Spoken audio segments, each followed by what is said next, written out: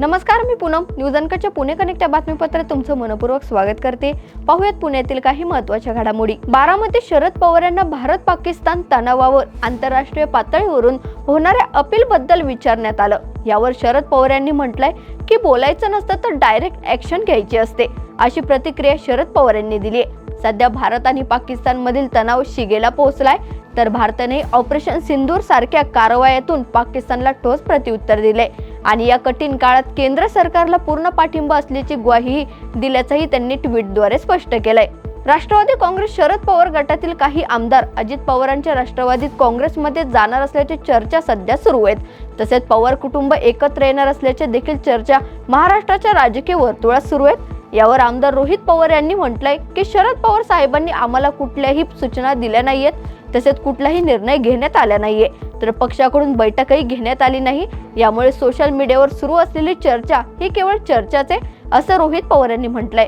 आळंदीतील संत ज्ञानेश्वर महाराज यांच्या मंदिराशेजारील भक्त निवासाचं काम तातडीने पूर्ण करावं, त्यासाठी नगर विकास विभागाकडून 25 कोटी रुपयांचा निधी देण्याची घोषणा उपमुख्यमंत्री एकनाथ शिंदे यांनी केली आहे. या भक्त निवासामुळे वारकऱ्यांची सोय होणार असून दिलेला शब्द मी पाळतो, त्यामुळे निधीची चिंता करू नये, अशी ग्वाहीही शिंदेंनी दिली आहे. स्वातंत्र्यवीर सावरकर यांच्याविषयी अवमानकारक वक्तव्य केल्याप्रकरणी दाखल खटल्याची सुनावणीस लोकसभेचे विरोधी पक्षनेते राहुल गांधी तारखा मागत असल्यानं त्यांचा जामीन रद्द करण्याची मागणी सात्यकी सावरकर यांच्या वकिलांनी काल न्यायालयात केली आहे. तर राहुल गांधी यांच्या वकिलांकडून याबाबत 28 मेला त्यांचं म्हणणं मांडण्यात येणार आहे. पाकच्या दहशतवाद्यांनी केलेल्या हल्ल्याला प्रत्युत्तर देण्यासाठी भारतनं ऑपरेशन सिंदूरला सुरुवात केली आहे. यावर केंद्रीय राज्यमंत्री मुरलीधर मोहोळ यांनी ग्राफिकच्या माध्यमातून भाष्य करत म्हटलंय की जेव्हा देशात मजबूत सरकार असतं, म्हणजेच पंतप्रधान नरेंद्र मोदी यांची एनडीए सरकारच्या कार्यकाळात ज्या वेळी दहशतवादी हल्ले झालेत, त्यावेळी भारताकडून जोरदार प्रत्युत्तर देण्यात आलं.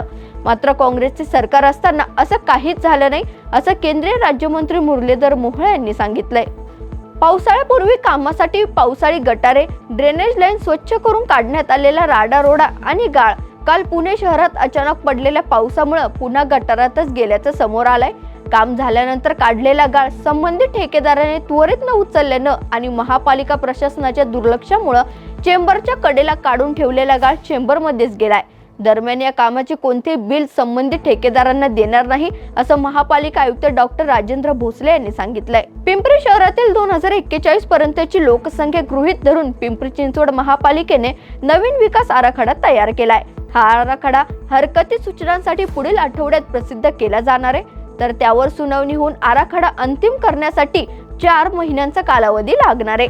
त्यामुळे नवीन आराखड्यात चाहुली, मोशी, रावेत, किवळे, मामुर्डी आणि तातवडे या समाविष्ट गावातील विकासाला संधी असल्याचं अधिकाऱ्यांकडून सांगण्यात आलंय. महाराष्ट्र राज्य माध्यमिक व उच्च माध्यमिक शिक्षण मंडळामार्फत नुकताच 12वीचा निकाल जाहीर करण्यात आलाय. त्यानंतर आता लगेच पदवीच्या प्रथम वर्षाच्या प्रवेश प्रक्रियेला काही महाविद्यालयांना सुरुवात झाली आहे. पुण्यातील नामांकित फर्ग्युसन महाविद्यालय, आबासाहेब गरवारे महाविद्यालय, सर परशुराम भाऊ महाविद्यालय आदी महाविद्यालयांची प्रवेश प्रक्रिया सुरू करण्यात आली आहे. त्यामुळे विद्यार्थ्यांना संबंधित महाविद्यालयाच्या वेबसाईटवरून प्रवेशासाठी अर्ज करावा लागणार आहे. शासनामार्फत राबविण्यात येत असलेल्या ॲग्रिस्टॅक योजनेअंतर्गत पुणे जिल्ह्यात 8 मे पर्यंत 5,13,601 शेतकऱ्यांनी नोंदणी केली आहे. तर राज्यात ॲग्रिस्टॅकच्या नोंदणीत आतापर्यंत अहिल्यानगर पहिल्या तर पुणे जिल्हा 3ऱ्या क्रमांकावर आलाय. त्यामुळे संबंधित शेतकऱ्यांना शासनाच्या विविध योजनांचा सुलभरित्या लाभ मिळणार आहे. पुण्यात राहणाऱ्या एका तरुणीने पाकिस्तान जिंदाबादच्या घोषणा दिल्यात आणि सोशल मीडियावर पाकिस्तानच्या समर्थनार्थ पोस्ट केलेली तक्रार पुणे शहरातील पोलीस ठाण्यात दाखल करण्यात आली होती. यानंतर पोलिसांनी या तरुणीला अटकही केली आहे. तर ही तरुणी पुण्यातील ज्या कॉलेजमध्ये शिकत होती त्या कॉलेजने या तरुणीला निलंबनाची कारवाई केली आहे. या बातमीसह पुणे कनेक्ट मध्ये इथेच थांबूयात. पाहत राहा न्यूज अनकट.